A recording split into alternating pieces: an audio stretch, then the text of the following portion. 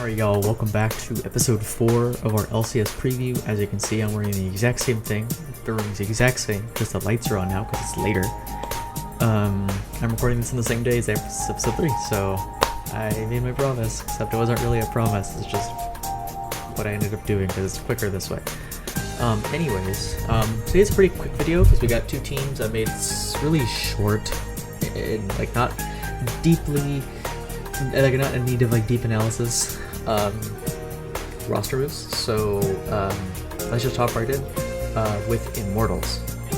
Alright, so first team is Immortals, and there's two really quick moves here that we're going to talk about. The first one is very short. They switched Revenge off and sent him to EG, and Solo is now the new top laner for Immortals. This is bad, obviously. I'm not really surprised. Immortals has been a low tier roster for a long time. They can't really get anybody good. So they got Solo just because apparently Solo is still around. I don't really know why.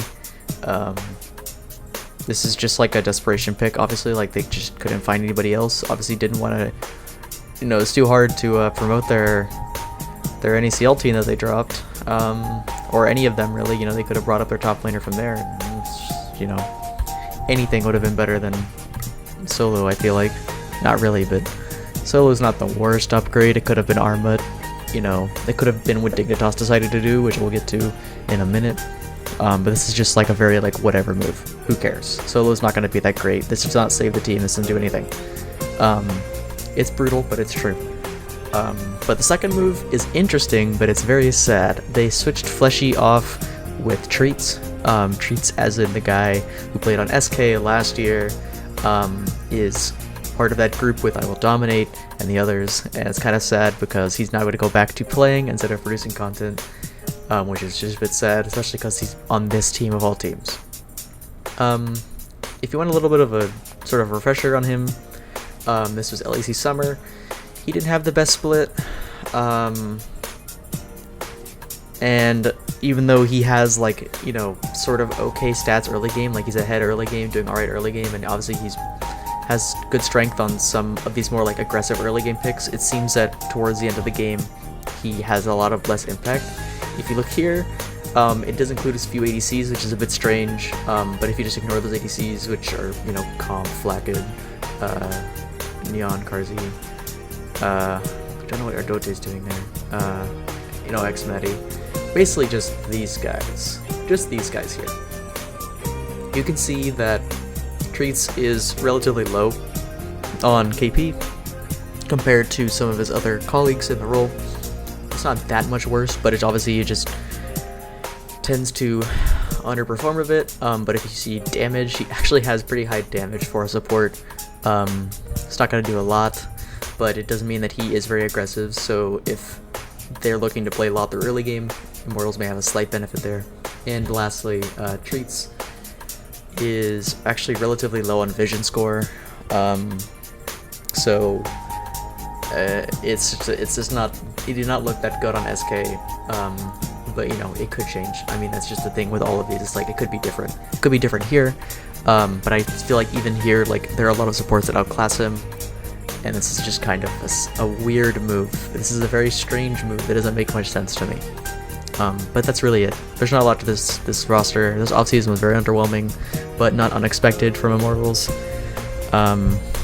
They kind of have just been floundering for a long time, so it's always just kind of look at the weird roster moves. It is what it is. But where would I power rank this team? Well, I think this is going to be the 8th place team. The only reason I say so is because I think that the other team we're going to talk about today is worse and going to be a lot worse off than them. I feel like Bolulu is decent enough. Kenvi might be okay, even though the meta is not really for him. And hopefully Tactical will maybe have a slightly better support to play with him. I don't really know how we can judge that, how Treats and Tactical will be around, but they did play together at one time, so there might be some hidden synergy there. But I do think that this team will be 8th. That's just how it's gonna be. I don't think that they will be anything else other than that. Maybe 9th, but I sincerely doubt that they do a lot worse than the next team we're gonna talk about. But that being said, let's move on to the next team with Dignitas. Alright, So the next team that we're talking about is Dignitas. And there's two moves here. I don't know why I spaced out. There's two moves here. I don't really like them. I think that this is just really not great of an off-season from them. But let's just hop right into it because this is kind of painful to talk about. The first move that they made is they brought in Rich from the LPL and kicked Armut. So the problem for me with this is not that, first of all, it's not necessarily that they got rid of Armut. Armut was the worst top player in LCS last split, probably one of the worst players in the LCS last split.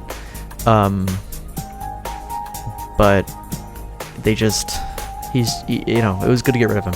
But, I mean, for God's sake, Dig, you guys could have literally destroyed this entire roster that you got going on last split and just bring up your NACL team that got second place during the NACL. It would have been a lot better of a team what you got going on here. There is no wow factor on this team. They only promoted one player from their NACL, which we'll get to in a minute. But Rich is just, honestly, a really bad choice, if you want to be honest with you. Like, this is just importing for no reason, and it's not even a good import. Like, if we want to take it to the stats website here, you can see last year he was on V5. In the spring, he had really good stats. He was able to perform pretty well. But then you get to playoffs, and he plays like shit, and he's just complete dog ass. It comparatively is just like inting a lot more, and it's just not good, you know? And then you go to summer, and once again, he's doing really well with V5. V5 had really good seasons. You can look here. He's nearly positive on every champ that he played. And his KDAs are decently high on everyone, except for Gwen. His Nara was clearly, really, really good. And then once again, you get to playoffs, and he choked. And then you get to the regional finals, and he choked again. And his stats just get worse and worse and worse. So this guy is not good under pressure. He's not very good. He's extremely overrated. V5 was an overrated team last year, to be completely honest. And I think that Rich is just a bad choice. Literally, I mean this, and I mean this in everything that I'm saying, Dig. You guys should have promoted Hoon. Hoon is not that bad. To be completely honest, it would have been a major upgrade to Armut, and honestly, it would have been a better choice than Rich, because you're saving yourself a lot of money. Literally, just promote Hoon. It's not that hard. I'm looking at the camera right now. I'm looking you in the eyes, Dignitas. Promote Hoon. Bring out the boy. The kid. Do it.